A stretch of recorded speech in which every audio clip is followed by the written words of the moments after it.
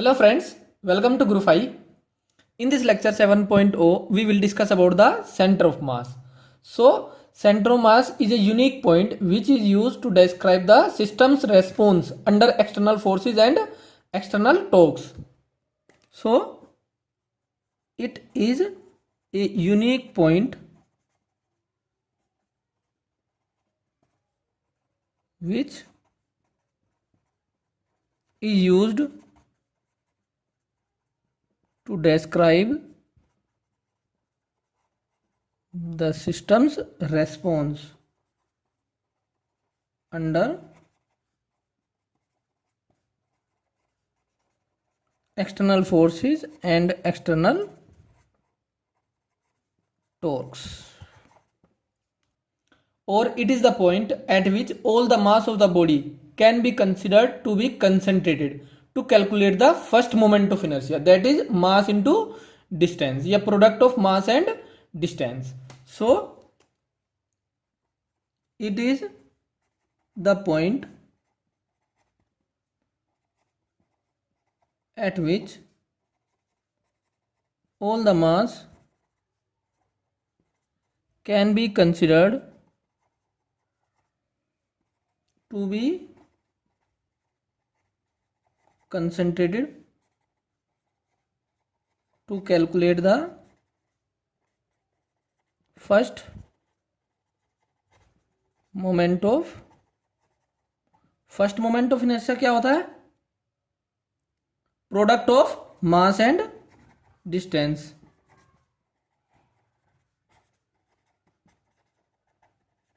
Okay, suppose there is a body which is made of various particles. Suppose यहाँ पर एक particle है m1, यहाँ पर एक particle m2, and here the particle is m3, and the position vectors of these particles are vector r1, vector r2, vector r3. Then the coordinates or the position vector of the center of mass will be RCM m1 r1 plus m2 r2 and so on, जितने भी particles है, upon m1 plus m2 and so on. इसको लिख सकते हैं हम sigma M I R I upon sigma M I, where I is equal to 1 से लेकर जितने भी पार्टिकल्स है, सपोज n. सो ये नीचे क्या है? Total mass.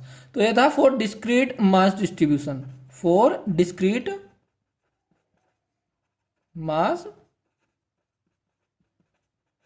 डिस्ट्रीब्यूशन. अगर कंटिन्यूअस बॉडी हो तो फिर उसके लिए हम क्या करते हैं? एक छोटा सा एलिमेंट लेते हैं डीएम मास का, उसका पोजीशन वेक्टर सपोज आर, सो ऊपर क्या हो जाएगा? डीएम इंटू वेक्टर आर, और फिर समेशन के लिए क्या करते हैं हम? इंटीग्रेशन अपॉन, ये क्या है? Total mass of the system, so upon DM, या इसको सिंपली ऐसे लिख सकते हैं वेक्टर आर डी एम. अब हमें पता है डीएम क्या होता है?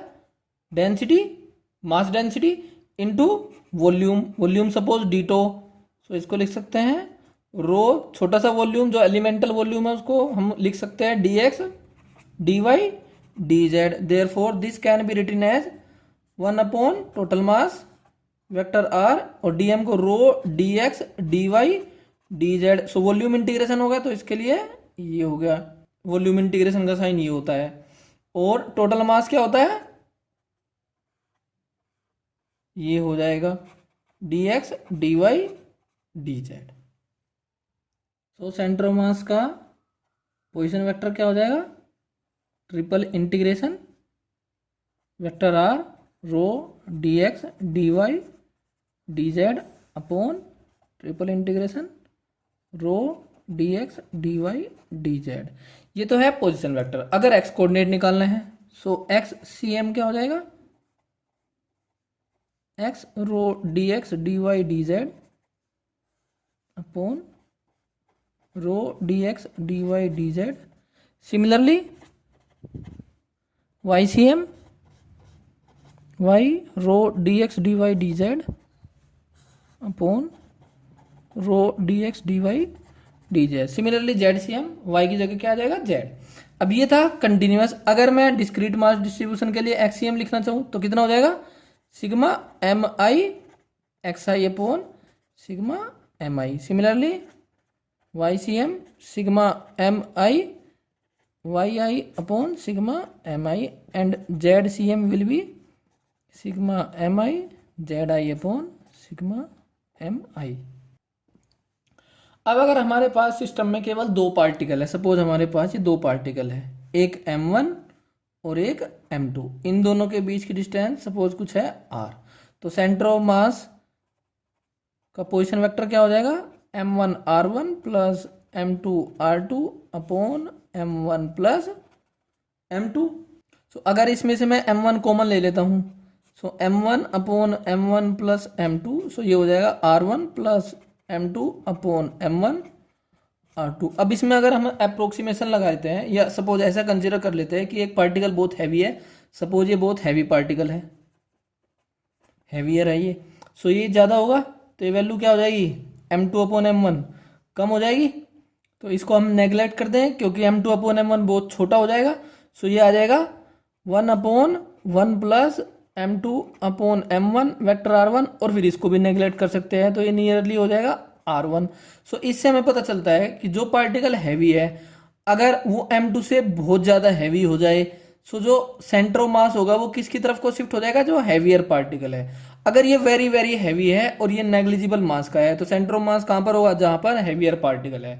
तो जो पार्टिकल हैवियर होता है, सेंटर ऑफ मास उसकी साइड में होता है, मतलब उसकी तरफ होता है। तो हैवियर पार्टिकल के पास होता है सेंटर ऑफ मास बजाय लाइटर पार्टिकल के।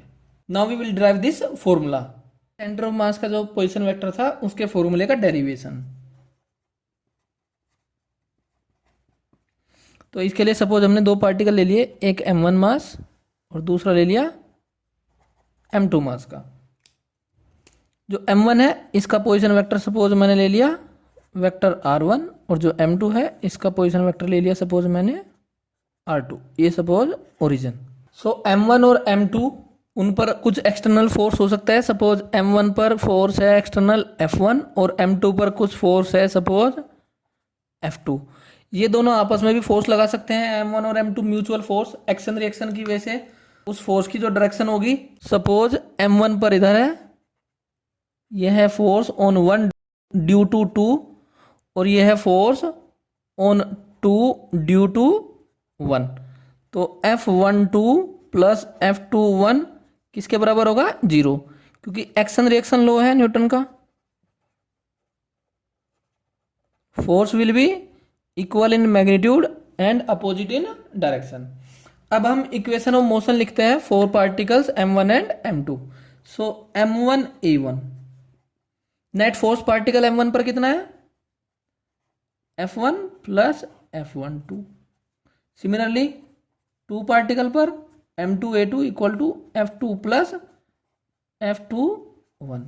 अगर इन दोनों को हम ऐड कर दे तो ये आ जाएगा m1 a1 plus m2 a2 will be equal to F1 plus F2 plus F12 plus F21। ये क्या है, 0, ये है एक्शन रिएक्शन, और ये क्या है, total external force on the system.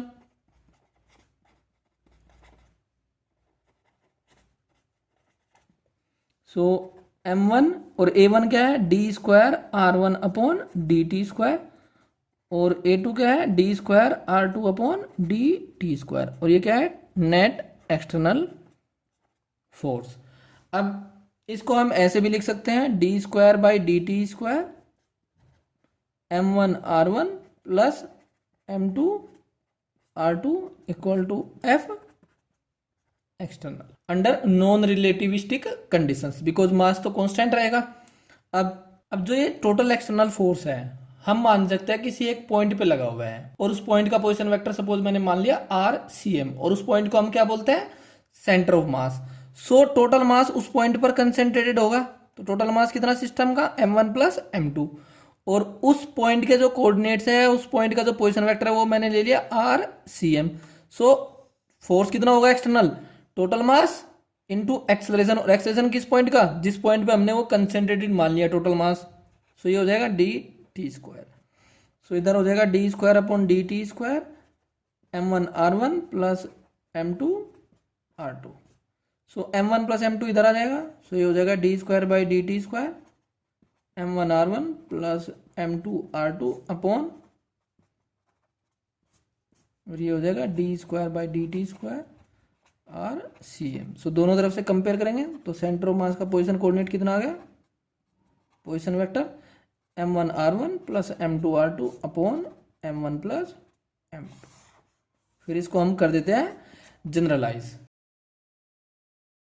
तो क्या हो जाएगा जनरलाइज करने से, r c m equal to वही sigma M I R I upon sigma M i. Now in the next lecture we will discuss about the velocity and acceleration of the center of mass and conservation of linear momentum of the system.